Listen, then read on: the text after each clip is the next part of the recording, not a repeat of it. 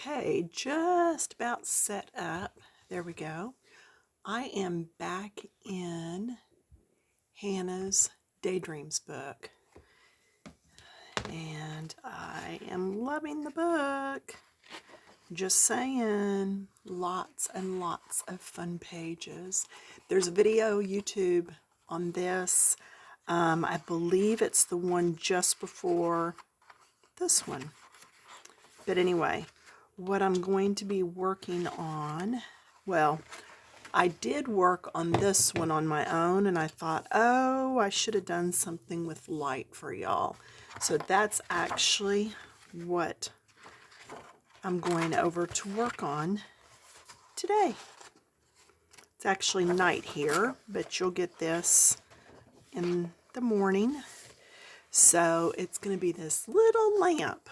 I know, but it's the only other picture with light in the whole book.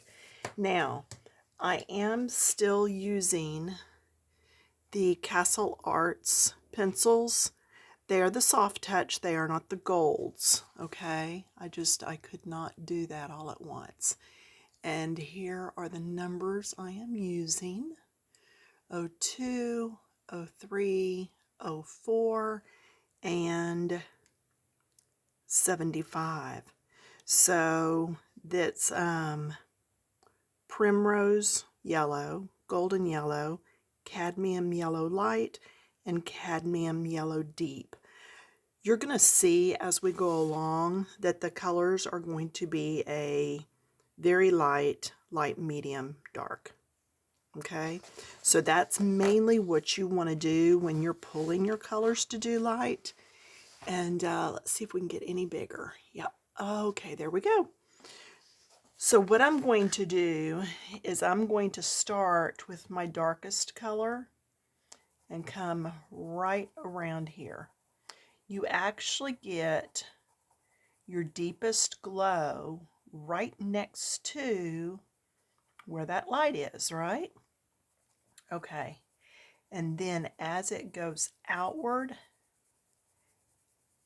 and downward, it's going to get lighter. Upward too, really. But you're still going to have a pretty good glow going up because that's where that flame is. So we're going to do this pretty solid.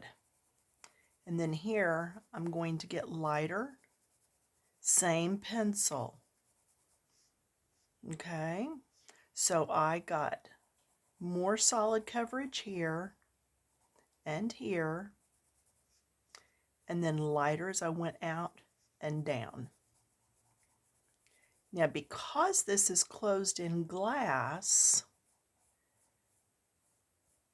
I do want that line right there. And I'm not going to blend it to the next color. Okay, it's like it trapped it right there, and then it's going to start a different glow. Now, if you were doing light like this one, you would continue to blend and get lighter and lighter as you go out. Okay?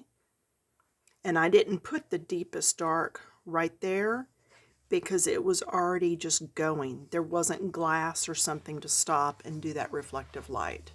So anyway, what I'll do then is come in with my, actually I'm going to come in with that same color, and I'm going to go dark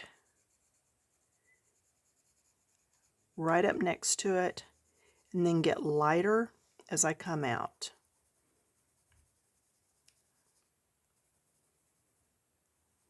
Okay, that way it's not too big of a contrast that it looks like it's a total different light source on the outside than what it is on the inside. But do get that lighter pressure as you're coming out, because we are working dark to light with the colors.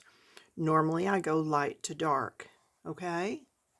So remember that. Then my next darkest color, I'm going to come in, blend into what we just did, get lighter as I go out. Softer touch. You could start on the outside and work your way in, but I think this is a good practice on working dark to light, because we just don't do that very often, or at least I don't.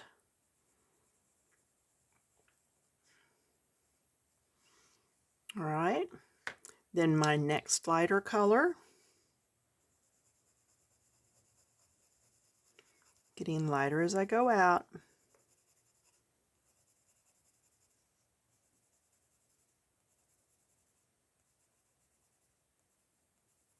And you can barely even see anything on the outside there. Now, one reason I'm going to get so light as coming out, if you make your background, because this evidently is a dark background, if I make it blue, blue and yellow make green. And I don't want a green glow around my lamp. That's one reason. Now I've changed to my lightest color. That's one reason that I've gone to such a light shade out here, and that it's more of a cream than a yellow. That way when those colors overlap, I'm not getting green. And that's another reason I don't generally do this type of background in like a true blue. I will go either a really, and I'm having to get into the edge here. In fact, if I stand my book up, it will help that spine lay a little flatter. But yeah, if I'm doing a blue, I'm going to go more of a midnight blue or a dark blue. Some colored pencils call it outer space. It might be a, let's see, what other colors do they call it? In painting, it would be almost a, now the words have just totally escaped me. I wouldn't go lamp black. I wouldn't go dark. And I wouldn't go a real light. But I'm going to flip back again so that you can see. And that's basically it. But the thing is, you don't stop with just a line if you're wanting that glow. And I could take this and make that glow go out even further. Okay? You want it to go out to nothing.